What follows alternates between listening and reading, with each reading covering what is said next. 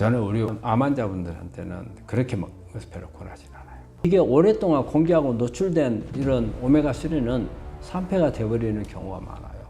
그래서 그 오메가3를 먹는 것은 저는 병에 들어있는 오메가3는 별로 그렇게 권하지 않습니다. 그럼 어떻게 먹는 게 가장 좋으냐?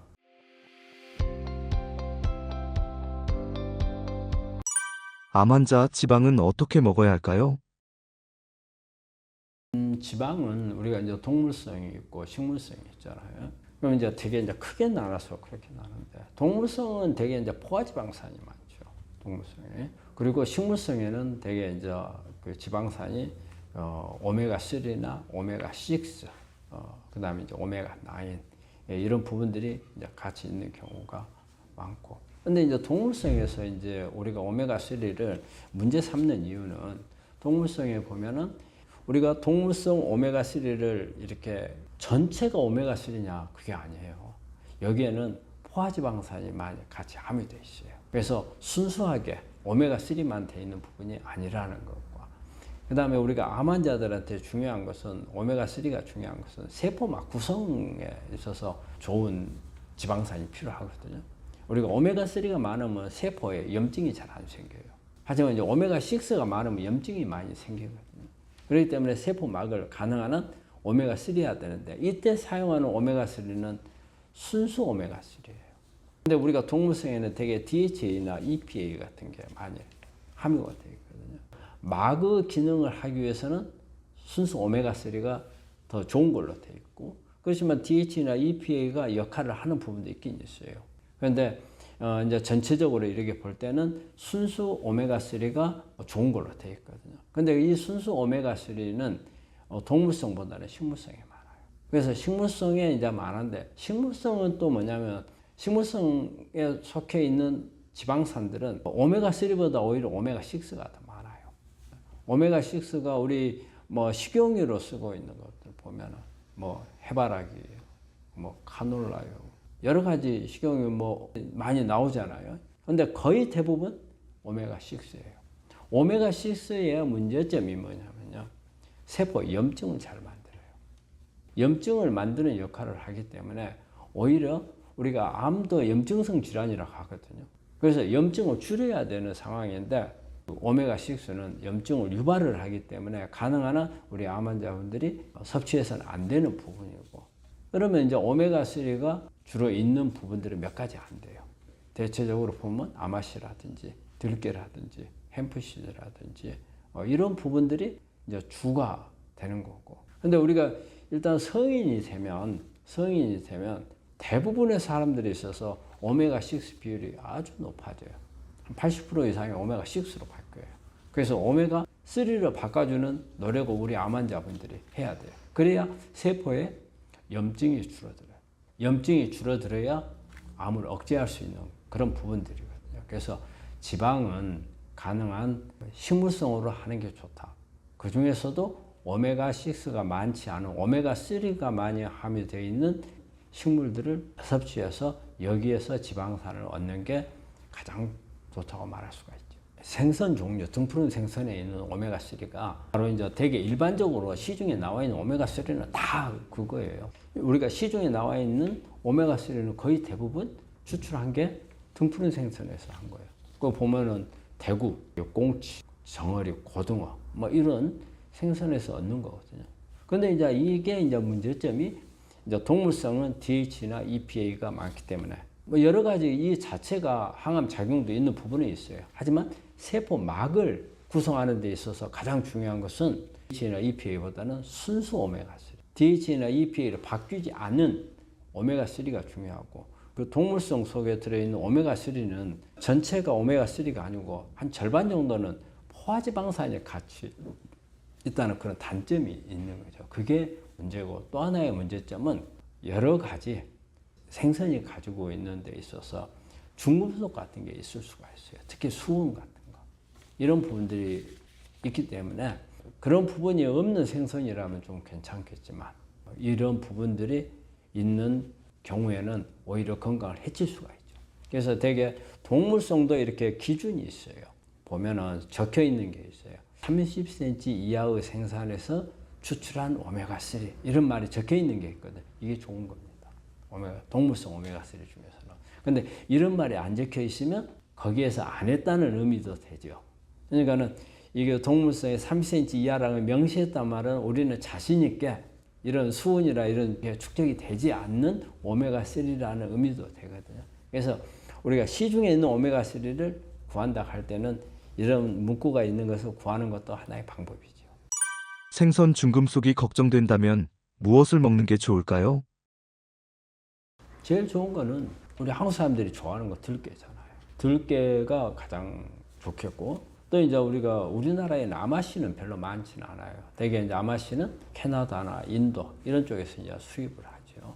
이 아마씨도 오메가3가 이제 많은 그런 식품이 되겠죠. 우리 시중에 있는 그 식물성 오메가3는 거의 대부분 아마씨를 이용한 부분이죠. 우리가 들깨는 생산량이 많지 않기 때문에 우리가 시중에 판매할 정도의 대량 생산할 수 있는 그런 부분들은 안 된 것 같아요. 그래서 되게 아마씨가 많고, 그 다음에 또 우리 햄프시드를 쓰는 경우가 있거든요. CBD 오일. 근데 그거는 가격이 또 너무 비싸요. 요즘에 최근에는 좀 저렴하게 나오는 분들도 있긴 있던데 함유량이 어느 정도 되는 건지는 알 수 없는데 예전에는 되게 비쌌거든요. 그래서 이제 그런 부분들이라든지 이런 식물성에서 추출한 오메가3를 우리가 가능한 이용하는 게 가장 좋죠. 들기름, 올리브유 매일 아침 한 스푼 먹는 거 좋을까요? 저는 우리 암 환자분들한테는 그렇게 먹는 것을 별로 권하지 않아요. 우리가 오메가3는 항상 불안정해요. 그래서 되게 산패가 잘 돼요. 햇빛에 노출이 되거나 이런 공기 중에 노출이 돼도 산패가 잘 되거든요. 그렇기 때문에 이게 기름을 짜둔 부분들은 지금 벌써 우리가 먹으려고 빼면은 공기 중에 노출이잖아요. 그 다음에 병 안에 들어있어요.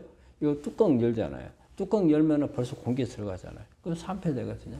그날 이거 열어서 그날 다 먹는 게 아니잖아요. 최소한 한 달 이상 먹고 몇 달씩 먹는 사람들이 있잖아요. 이게 오랫동안 공기하고 노출된 이런 오메가3는 산패가 되어버리는 경우가 많아요. 그래서 그 오메가3를 먹는 것은 저는 병에 들어있는 오메가3는 별로 그렇게 권하지 않습니다. 그럼 어떻게 먹는 게 가장 좋으냐? 사실 그 자체를 식품으로 먹는 게 오히려 나아요. 그래서 식품으로 그냥 들깨도 그날 갈아가지고 24시간 이내에 먹고, 아마씨도 그냥 갈아서 먹거나 그냥 먹어도 돼요. 24시간 이내에 먹는 게 좋고. 그런데 이렇게 또 음식으로만 가지면 양도 부족하고 좀 복잡하잖아요. 관리하는 것도 그렇고 또 만들어야 되고 복잡하잖아요. 그렇기 때문에 이 오메가3는 먹기가, 관리하기가 그렇게 쉽지 않아요. 음식으로 먹는다든지 이런 뭐 좀 번잡한 게 있죠. 저는 우리 환자분들한테는 가능한 한 공기도 차단하고 햇빛도 차단하고 또 이렇게 복용 방법도 편리한 이런 기능식품 제품으로 나와 있는 것을 오히려 권합니다. 산패된 들기름이 트랜스지방이죠. 트랜스지방은 발암물질로 분류가 되어 있잖아요. 이게 이제 퍼센트에 따라서 그 발암물질이 양이 함유량이 많아지면은 더 유해하거든요. 그래서 제가 알고 있기로는 5% 이상이면 아주 안 좋은 걸로 되어 있다고 알고 있어요. 근데 우리나라는 지금 현재 그 기준이 잘 없는 걸로 되어 있는 것 같아요. 하지만 산패율이 높다고 되면은 그러니까 우리가 좀 알 수 있잖아요. 그냥 공기 중에 노출을 해갖고 오랫동안 둬버렸다든지, 아니면 뭐 햇빛이라든지 열을 가했다든지 그런 부분들을 일단은 피하는 게 가장 좋죠. 일단은 노출되는 게 오메가3는 안 좋고 열을 가하는 게 안 좋아요. 일단은 그런 부분들을 피해서 하시면 되죠. 감의 놀라운 항암 효과는 어떤가요? 우리가 이제 일반적으로 뭐 항암, 뭐 음식하고 뭐 식품 할 때 감은 좀 많이 빠져 있는 편이었어요. 근데 지금부터 한 십몇 년 전에 그 방송에 이런 게 나온 적이 있어요. 감을 먹고 암이 좋아졌다 해가지고 인터뷰한 기사가 나온 적이 있어요. 하동에 있는 대붕인가요?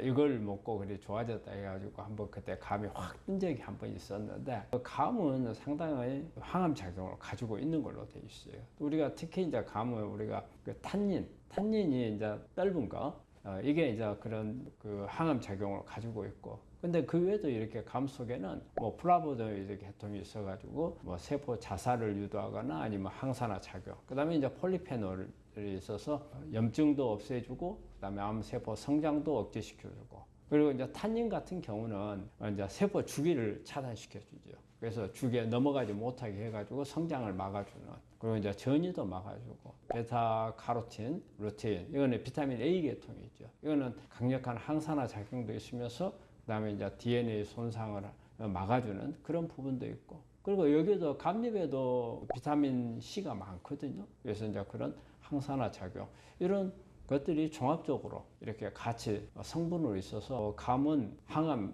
효과를 가지고 있는 과일이라고 생각할 수가 있습니다. 감의 항암 효과를 입증한 논문이나 동물 실험이 있나요?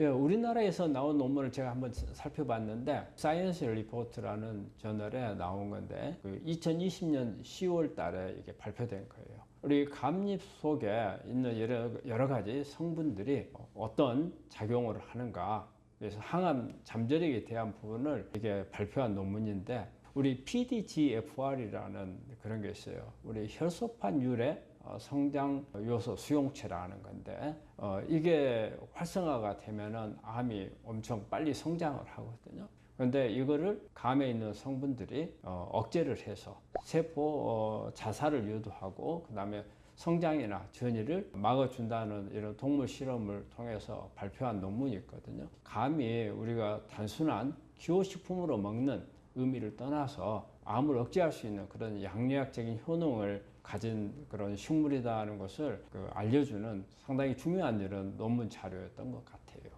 감의 항암 효능을 극대화시키는 섭취법이 있나요? 야, 감은 사실은 우리가 뭐 요즘에 단감, 그 다음에 떫은 감 많이 있잖아요. 그런데 사실은 떫은 감이 항암 효과는 있다고 봐야 되거든요. 그렇기 때문에 단감 같은 경우는 탄닌이 많지 않죠. 그런데 이제 떫은 감은 나중에 우리가 대부분 다 홍시로 많이 먹는데 또 홍시가 완전히 돼버리면 탄닌이 줄어드니까 약간 떫은 감을 먹는 게 좋고 이제 먹는데 우리가 과일로도 먹을 수가 있겠고 또 그렇지만은 이 감잎차가 상당히 효과가 좋아요. 그래서 저는 우리 환자분들한테 감잎차를 따로 좀 준비를 해가지고 그래서 감잎은 시골에 가면 많이 구할 수 있잖아요. 제품으로도 나와 있겠지만 뭐 시골 같은데 그 이야기를 해서 감잎을 따가지고 말려가지고 이걸 가지고서 차를 만들어서 먹으면 가장 좋죠. 감잎을 차로 마시는 것 하나의 방법이겠고 그 다음에 감을 먹을 때는 껍질에 이게 좋은 성분들이 많이 있기 때문에 껍질째 그냥 생으로 먹는 거 이게 좋겠고 감은 뭐 익혀서 먹는 경우는 잘 없잖아요. 거의 아마 생으로 먹으니까 생으로 먹었을 때 효과가 있고 그 다음에 약간 떫을 때 먹는 게 효과는 더 좋은 걸로 돼 있어요. 그리고 그 감잎 같은 경우에 그냥 차로 마시는 경우도 있겠지만 요즘에는 뭐 음식으로도 뭐 감잎 찜을 내기도 하고 그 다음에 감잎 쌈도 있고 그 다음에 우리 이 감잎이 콩하고 발효된 콩 그러면 뭐죠? 우리 된장, 청국장, 낫또 이런 부분들하고 같이 섞이게 되면 상당히 그 효과가 좋다고 그래요. 그래서 이렇게 감잎은 이렇게 찜이나 쌈이나 국을 끓여가지고 먹는 방법도 좋은 것 같고 그리고 요즘에는 뭐 감잎 추출된 여러 가지 기능식품도 나오니까 이런 부분들도 좀 이용해 볼 수가 있고 근데 제일 좋은 거는요 그냥 기호식품 차로 마시는 것을 권합니다. 그래서 시골에다가 이야기를 해가지고 잎을 좀 따서 좀 보내달라 해가지고 그래서 말려서 그래 이용을 하는 것을 저는 권합니다. 암 환자가 감과 감잎을 섭취할 때 주의할 점이 있을까요? 제일 감을 먹을 때 제일 중요한 것은 우리 감은 맛있잖아요. 그런데 많이 먹으면은요 이 안에서 돌덩어리 같이 바뀔 수 있어요. 이 탄닌이 이 변비를 초래하거든요. 그래서 우리가 감 같은 거 변비 심해서 감을 못 먹게 하잖아요. 그래서 이 탄닌이 장 안에서 이게 소화가 안 되고 덩어리가 져버리면은 식물석이라는 게 돌을 만들어 버려요. 그래가지고 이게 장을 막아가지고 장 폐색 증상이 유발할 수 있기 때문에 고생하죠. 이거였으면. 그렇기 때문에 너무 많이 먹는 거. 떫은 감을 먹을 때는 특히 좀 더 주의를 해야 됩니다. 그리고 또 하나 이제 당분이 이제 상당히 이것도 이제 감도 달잖아요. 우리 특히 홍시감 같은 경우는 되게 달죠. 그래서 당분이 높아지면 당 지수가 높아져서 이것도 마찬가지로 좋은 건 아니잖아요. 그렇기 때문에 당 지수가 조금 낮을 때, 그러니까 홍시가 완전 돼버리면은 탄닌도 줄어들면서 당도만 높아진단 말이에요. 그래서 약간 감도 뭐냐면 그냥 맛있어 갖고 먹는 것보다도 어떤 치료 개념을 먹는다 생각한다면 조금 떫을 때 먹는 게 그런 경우에는 당 지수가 좀 낮죠. 그리고 탄닌이 높고 그렇지만 많이 먹게 되면 또 이제 장폐색 같은 경우에 변비가 심해서 문제가 있으니까 적당한 양을 먹는 게 좋겠고요. 그 다음에 이제 감을 먹을 때 어떤 약물들하고 같이 먹을 때 좀 주의해야 되는 것 같아요. 그래서 우리가 감 속에 있는 탄닌이 철분 흡수를 억제하고 방해를 하니까 만약에 어떤 철분제 같은 거 먹는 경우에 조금 따로따로 먹는 게 좋은데 저는 우리 환자분들한테는 철분제는 먹지 못하게 저는 이제 권하거든요. 철분제 자체가 어때요? 암세포가 성장을 하기 위해서는 철분이 필요하니까 그래서 철분제는 먹지 못하게 하기 때문에 아마 제 방송을 듣고 있는 분들은 이 문제는 별로 없을 것 같아요. 그런데 혹시 철분제를 먹고 계신 분이라든지 이런 부분은 감을 먹게 되면 흡수가 줄어든다는 것을 말씀드립니다. 감과 함께 먹으면 항암 효과가 극대화되는 식품이 있나요?